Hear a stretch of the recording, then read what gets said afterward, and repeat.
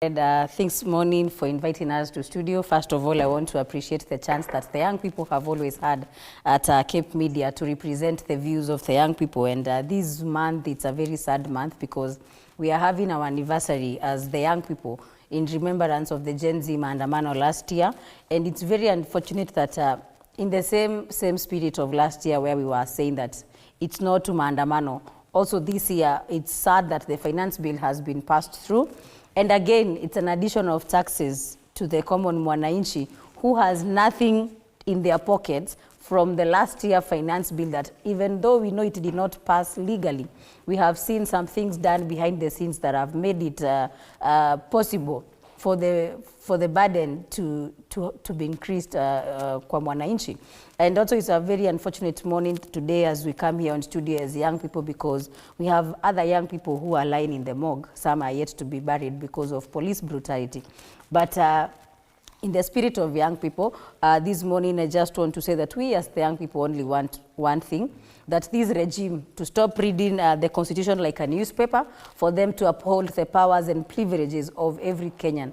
I normally say, Fred, that it's quite unfortunate when we talk about the president enjoying the powers and privileges of being a president that has been given the mandate by Kenyans through the constitution, but again wants to deprive us the same powers and privileges of being Kenyan citizens that is also given power by the same constitution. So we as young people are really hoping that this regime of Kenya Kwanza that has clearly become a blood-based because it's no longer broad-based government can, for the first time in history of Kenya, since they came into power, accept that they have done the mistake. And it's quite unfortunate that it's just last month when the president apologized. It's quite unfortunate that it's just last month during the prayer day that we had the president act like he was very remorseful.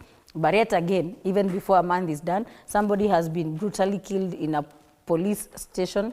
Even before we are done demonstrating against that, somebody else has been hit in broad daylight in front of cameras.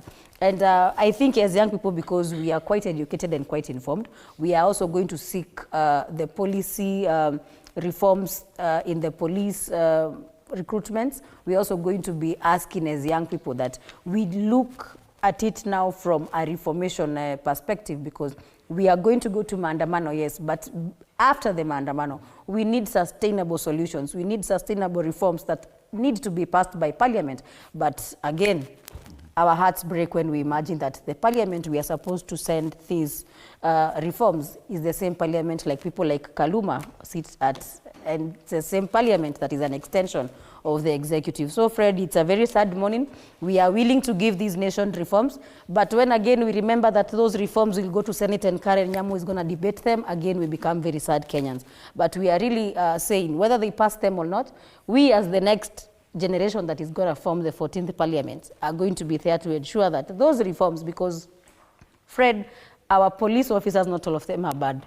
We have good police officers, but again, because of the majority that have proved that this interior ministry needs reforms, we need to ensure that these reforms are done, because yesterday at a certain panel, one of the police officers was telling us that this whole thing needs to be narrowed down from some reforms that were done in 2014, whereby the powers to appoint these people was removed from the ministry to now the political class, because a president is politically brought into office. So we cannot have a police force that is governed, that is elected or appointed by the president, and we still expect them to be independent, because if this person today, the president feels like firing him, he can fire him. Right. So every day he will call the shots that the president wants. He will call the shots that politicians want. That is why sometimes you listen to young people saying, Mheshimiwa amenishikisha weekend mzima, I've been in the cells,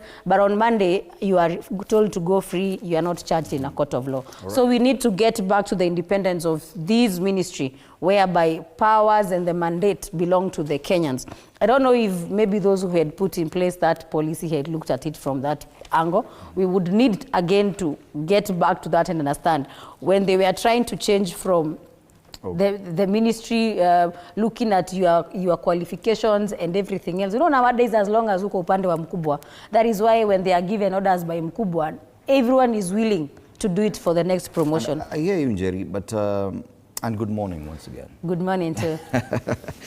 Because we seem, especially when we're having these conversations with the youth, and now that you're coming back into the center of conversations, given the fact that you're marking 1 year since the Gen Z revolution, if we may call it that, of 2024, that the youth appear to have missed the point at some point. Allow me to introduce the rest of the panelists so that we can have this discussion properly. Josephat Kamanya, political analyst, karibu sana.